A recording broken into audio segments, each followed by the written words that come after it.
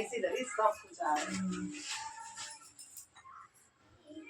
तो गौरव भैया कहने लगी हम भी चलेंगे, तो भोले बाबा कहने लगे नहीं तुम यहीं पर आओ, तो कह नहीं चलेंगे हम भी।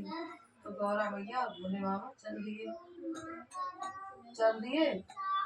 तो चलते चलते देखा कि रास्ते में एक खेत में किसान खेत में ककरी थी। गोरखपुर से तो बेल तो खूब पौड़ी हुई थी, लेकिन उसमें ककरी नहीं फल रही थी, सिर्फ एक ककरी लगी हुई थी, एक ककरी उसमें लगी थी।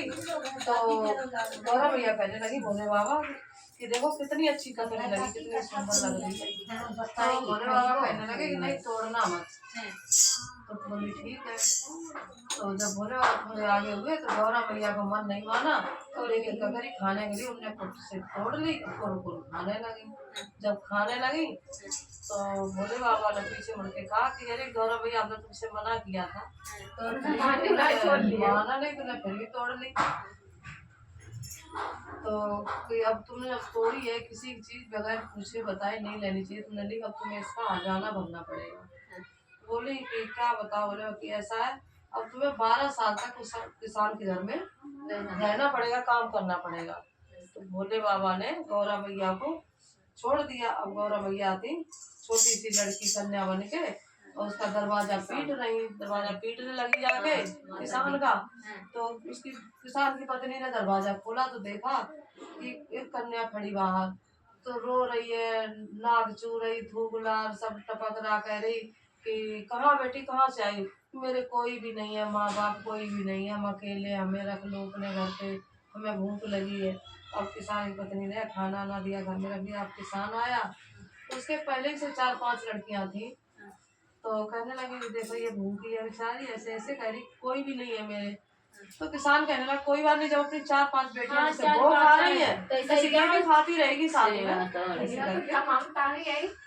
रख लिया। अब क्या नाम वो सब रही। अब देखा दूसरे दिन किसान के खेत में इतनी ककरी फरी कि पूरे खेत में ककरी लुढ़क रही सारे में। तो तोड़ तोड़ उसने बेची, मोहल्ला पड़ोस में बाहर में भी दी सब कुछ। और वो लड़कियां थी तो सब लड़के थे नहीं, लड़कियां थी तो सब तोड़ के बाजार में बेचने गए। तो गौरा मैया भी गई साथ में, उन्हें भी छोटी डलिया ले ली, उसमें रख के वो भी जा रही। तो सब बेच रहे वहाँ पे, जब बेच के आते तब धीरे धीरे ऐसे होते किसान खूब पैसे वाला हो गया। उसने घर मकान खूब बनवा लिया। और जैसे वो तो साक्षात वो तो माता रानी जब घर में गई तो क्यों नहीं उसमें होगा धन पैसा, तो खूब उसके घर में सब कुछ सब खूब हो गया, तो घर मकान सब बन गया। अब धीरे धीरे 12 साल बीतते आए, तो खाना बनाए वालों बर्तन भी धुलवाए, जो झाड़ू भी लगाया, सब कुछ जैसे अपनी बेटियां कर रही तो वही क्यों अपने तरह रखते थे, ये मालूम तो था नहीं कौन है कौन नहीं। तो सब जैसे बेटियां करती थी वैसे वो भी सब ककड़ी खेत में से तोड़ने जाती, वो भी तोड़ने जाती, सब बेचने जाते वो भी बेचने जाती, सब बराबर काम करवाते। जब 12 साल बीतने को आए तो भोले बाबा आए एक साधु का रूप धर के और बोले कि आपके घर में मेरी पत्नी है। वो कहने लगा किसान की पत्नी मेरे घर में छोटी छोटी बेटियां हैं हमारी, और मान लो हो गई कोई 10-12 साल, 12 साल हो गई, 15 हो गए, 18 सब हो गई, मान लो ऐसी सियानी सब हो गई, तो मेरे घर में सब लड़कियां हैं, मेरे घर में तो कोई है ही नहीं। तो बोले कि नहीं हम ऐसे 12 साल पहले छोड़ के गए थे। बोले 12 साल? तो वो एक कन्या थी मेरे यहाँ आई थी, तो वो तुम्हारी लड़की है ऐसे।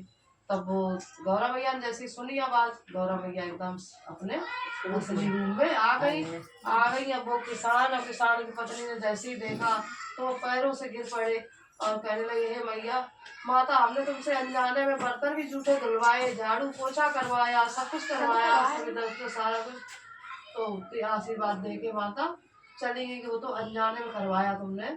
कि तो भोले बाबा ने बताया कि तुम्हारे खेत में से इनने ककड़ी तोड़ी थी, बिना पूछे तुम्हारे खेत में एक ककड़ी, तो उसको याद आ गया कि हाँ कोई भी बात पुरानी होती जब कोई बताता तो ध्यान आ जाती है। तो कहा ककड़ी नहीं फरी थी, और हम दोनों जरा भ्रमण करने तो हमने मना किया था कि गौरा मत तोड़ना, लेकिन गौरा को मन को बहुत भाग गई, गौरा ने वो तोड़ ली ककड़ी, खाने लगी।